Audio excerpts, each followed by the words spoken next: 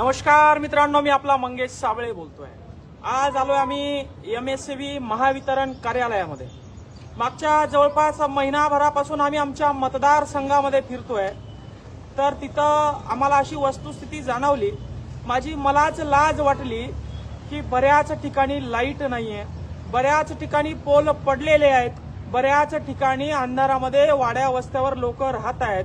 आणि म्हणून नरला, भावडी, आडगाव, बोरगाव, शेलगाव, शेवता, तळेगाव आणि ओढोद बाजार या ठिकाणच्या सर्व बांधवांच्या समस्या घेऊन MSCB कार्यालयासमोर गोधडी घेऊन आम्ही आलोय, उशी घेऊन आम्ही आलोय आणि मी इथंच झोपणार आहे। इथल्या अधिकाऱ्यांना अल्टिमेटम आहे की आमच्या जीवन मरणाचा लाईटचा जो विषय आहे, जर अंधारामध्ये लोक राहत असतील तर आम्ही जगायचं कसं।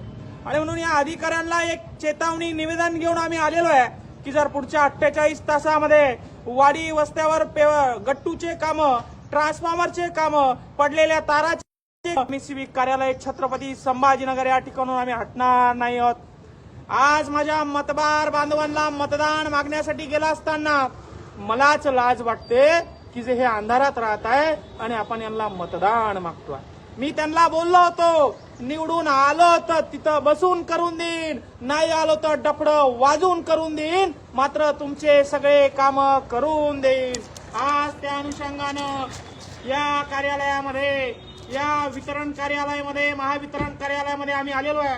सोबत गोधडी आणलीये, उशी पण आणलीये आणि आम्ही इथंच झोपणार आहे। पुढच्या 48 तासामध्ये माझ्या सर्कल मधल्या सर्व लाईटचे काम जर का सुरळीत झाले नाही, त्यांचे सर्वे जर का सुरळीत झाले नाही, तर इथं मुक्काम या ठिकाणी आम्ही करणार आहे।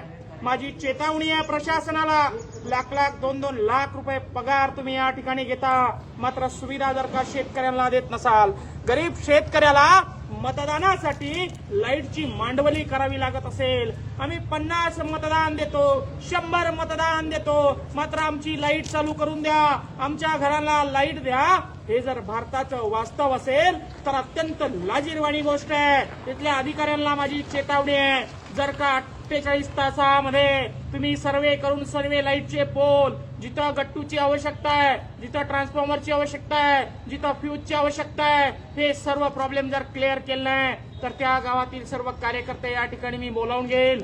48 तासामध्ये हे काम करणं अत्यंत गरजेचं आहे। मानवी आयुष्याला लागू असणाऱ्या सर्व गोष्टीसाठी अत्यंत महत्वाचं हे काम आहे, त्याच्याशिवाय माणूस जगू शकत नाही।